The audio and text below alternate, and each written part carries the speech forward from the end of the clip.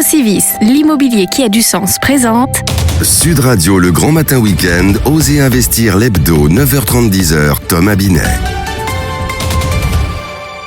Nous nous retrouvons pour le 90e numéro d'Osez investir, l'hebdo de l'investissement réussi. Bonjour Thomas Binet. Bonjour Philippe. Quel sujet allez-vous aborder cette semaine, Thomas ? Eh bien, on va parler d'une application permettant d'échanger maisons et appartements entre particuliers comme innovation de la semaine. Nous recevrons ensuite Philippe Depoux, président de la Française REM, et on va parler de la situation actuelle et à venir. Et on continuera avec notre consultant en logement, Bernard Cadot. Et en deuxième partie d'émission, nous serons avec Alain-Dominique Perrin, homme d'affaires et collectionneur d'art.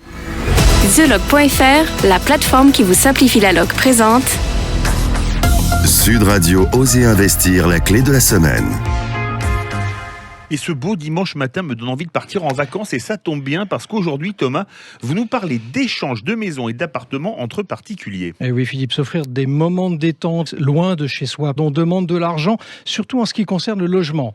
Celui-ci compte en moyenne pour plus de 30% des dépenses de vos vacances. Alors, que dites-vous si je vous dis que vous ne payerez plus le moindre centime pour celui-ci, Philippe ? J'achète, enfin non, je prends pour le coup. Eh ben c'est ça. Alors, la plateforme Home Exchange va vous séduire avec ses 450 000 maisons et appartements proposés à l'échange en France et à l'étranger. Mais comment réserver, Thomas ? Alors, il vous suffit de vous rendre sur leur site web ou sur leur application, de créer un compte et de mettre en ligne votre annonce avec des photos de votre logement. Ensuite, vous commencerez à chercher l'endroit de vos futures vacances et envoyer des demandes d'échange via la messagerie. Tout cela est totalement gratuit ? Pas forcément, vous n'avancerez rien à votre hôte, mais vous devrez souscrire à un abonnement annuel de 130 € une fois que vous aurez convenu d'un échange. Sud Radio, Osez investir. Notre invité cette semaine est Philippe Depoux, président de la Française REM. La Française est une société de gestion créée en 1975. Elle développe des expertises spécifiques pour compte de tiers en intervenant autour de deux piliers que sont les actifs financiers et immobiliers, gérant ainsi 55 milliards d'euros d'actifs à travers le monde. Oui Philippe, nous recevons Philippe Depoux pour parler placement et SCPI, mais dans un premier temps de la situation actuelle. Bonjour Philippe Depoux. Bonjour. Philippe Depoux, nous sommes en train de sortir progressivement de cette situation de confinement. Comment estimez-vous la situation que nous allons trouver après les grandes vacances sur le front des entreprises ? Alors, nous, on est assez convaincus que le retour au travail est en marche. Oui. C'est bien de ça dont on parle, je pense. Absolument. Donc, le retour au travail est en marche. Il y a une date autour du 9 juin où on va dire les règles de fonctionnement du télétravail vont s'assouplir. Et ce qu'il faut retenir, c'est retour au travail. Donc, évidemment, pas 100%, mais retour au travail dès juin et probablement une rentrée beaucoup plus affirmée en matière de retour au travail. Alors justement, la rentrée va arriver, on vient de commencer à l'évoquer. Les aides et les subventions vont s'arrêter, forcément. Le quoi qu'il en coûte a une fin. Les prêts vont devoir être remboursés. Pensez-vous que le plus dur est devant nous ? J'entends par là pour les entreprises. Il va y avoir, c'est certain, des difficultés chez certaines sociétés qui sont dans des activités où effectivement le débranchage des aides risque d'être plus compliqué que pour d'autres. Mais globalement, nous qui intervenons pas mal dans le monde de l'immobilier de bureau, on peut dire que finalement cette période n'a pas été une période extrêmement difficile. Elle a été forcément plus difficile, mais c'est vrai qu'elle a été aidée. Mais n'oublions pas que le débranchage doit être accompagné par une reprise de l'activité normale. Et aujourd'hui, c'est un petit peu quand même vers ça qu'on se dirige. Alors, quand vous dites pas trop difficile, recouvrement des loyers, ça n'a pas été un problème ? Non, ça n'a pas été un problème. Je ne dis pas qu'on n'a pas eu ça et là des demandes.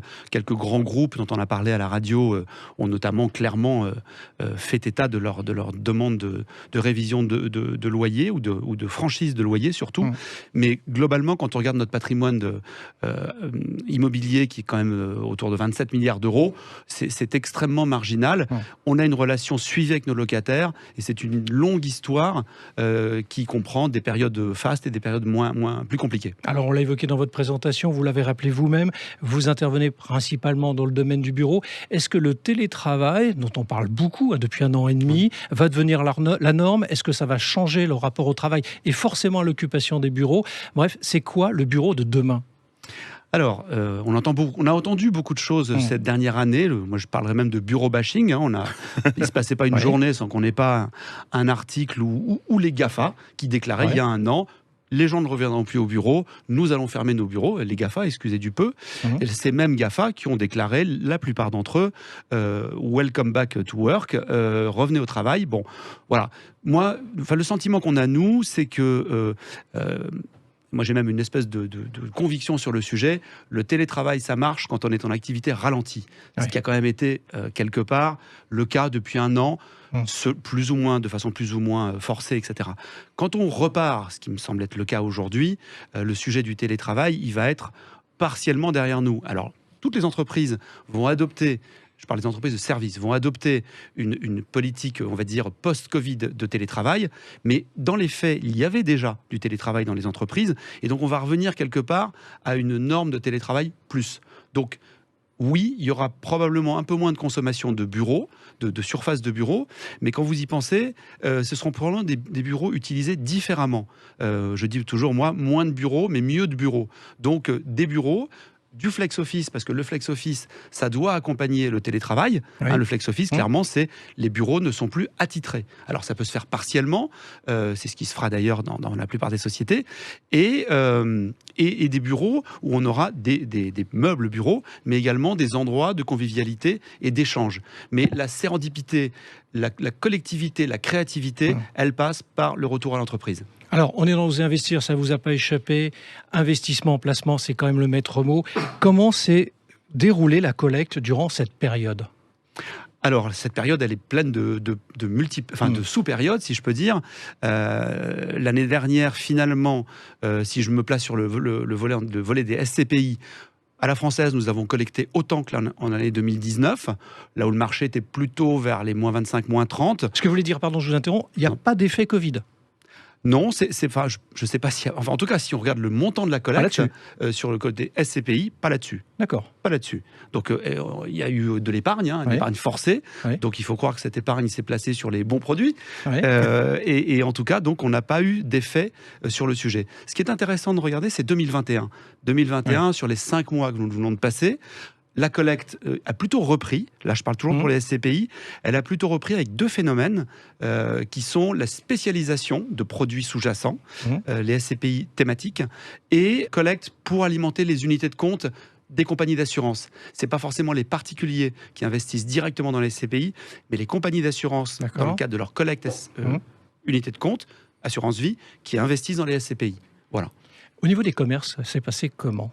Les collectes sur les commerces, sur toutes ces SCPI qui étaient dédiées à ça? Alors, nous n'en avons que très marginalement des commerces dans notre patrimoine, celui que nous gérons. C'est sûr qu'il y a eu des impacts. Je dirais que les commerces de proximité et les commerces de bouche n'ont, eux, pas vraiment souffert. Pas vraiment, tout est relatif. Par contre, tout ce qui n'était pas les fameux commerces de pas de première nécessité. Essentiel, pardon, je cherchais le mot. Là, effectivement, il y a eu des impacts. Il suffit de se balader dans les rues pour voir les commerces fermés. Donc ça va être compliqué à reprendre, je pense. Vous êtes optimiste ? Oui. De nature. Et franchement, ce que je vois autour de moi, c'est des entreprises qui reprennent le chemin des locations de bureaux, de l'habitation. On n'a jamais eu autant de demandes à l'acquisition et à la location en habitation. Les entrepôts logistiques où il y a une énorme demande, pas seulement à l'investissement, en utilisation de la part des entreprises, ce qui veut bien dire quand même que derrière, en sous-jacent, il y a une reprise de l'activité. Merci Philippe Depuy. Je rappelle que vous êtes le président de la Française REM. Sud Radio Oser investir. Bernard Cadot, vous êtes le consultant d'Oser investir en logement. Alors Bernard, de quoi allez-vous nous parler ce dimanche matin ? Eh bien, est-ce que vous entendez depuis quelques semaines cette petite musique qui dit « La crise de la Covid a poussé les prix des loyers à la baisse ». Moi, oui, et je ne veux pas laisser passer ça en entretenant de faux espoirs pour tous les candidats locataires qui, eux, sur le terrain, ne constatent absolument rien. Alors Bernard, info ou intox ? Alors de quoi parlons-nous ? D'abord, seules les locations meublées, minoritaires en nombre, sont concernées. Je dirais pour être aimable que c'est un concept capillotracté, un peu tiré par les cheveux, quoi. Voilà, au clair. Voilà le raisonnement. La crise a fait fuir les clients étrangers, qui faisaient le bonheur des propriétaires spécialisés dans la location meublée de très courte durée type Airbnb. Les étudiants sont retournés chez leurs parents suivre des cours à distance et les jeunes actifs ont souvent choisi d'aller vivre ailleurs en utilisant le télétravail. Ajoutez la chasse aux abus à Paris, par exemple. Ajoutez aussi les copropriétaires mécontents. Bref, La stratégie évolue et les mêmes propriétaires passent à une location dite de longue durée, de 9 mois à 1 an. Alors baisse ou pas baisse, Bernard? Certes, mais pour une toute petite partie Oui. du parc locatif seulement, les logements meublés, il y a une légère baisse des loyers. Mais il faut comparer ce qui est comparable. Si je fais commerce de louer en meublé à 100 € la nuit, par exemple, je ne suis plus un bailleur, mais je deviens un hôtelier. La baisse concerne au premier chef le bailleur, qui voit alors ses revenus amputés lorsqu'il passe à une location de longue durée. Pour le locataire, le loyer demeure au prix du marché pour un bien identique sur une durée comparable avant la crise. Alors tous les logements sont concernés? Non, la grande majorité des logements loués à Paris et dans les grandes villes sont loués vides pour des durées de 3 ans. Certes, il y a eu en mars et en avril plus d'offres locatives dues au départ de nombreux candidats à une vie loin des villes, mais elles ont rapidement été pourvues car, ne l'oublions pas, toutes les grandes métropoles souffrent d'un énorme déficit de logements disponibles qui est, lui, le seul responsable du niveau de prix constaté. Ne faisons donc pas d'un cas très particulier une généralité et n'espérons pas de baisse significative des loyers tant que l'équilibre entre offre et demande de logement ne sera pas atteint. La crise aura peut-être eu au moins un effet vertueux à l'encontre de ceux qui exagéraient un peu trop avec les locations de très courte durée. Merci Bernard. Restez avec nous, on revient dans un instant avec Osez Investir le club et Alain-Dominique Perrin, homme d'affaires et collectionneur d'art. Sud Radio, le grand matin week-end, Osez Investir l'hebdo, 9h30, 10h, Thomas Binet. Avec Procivis, l'immobilier qui a du sens.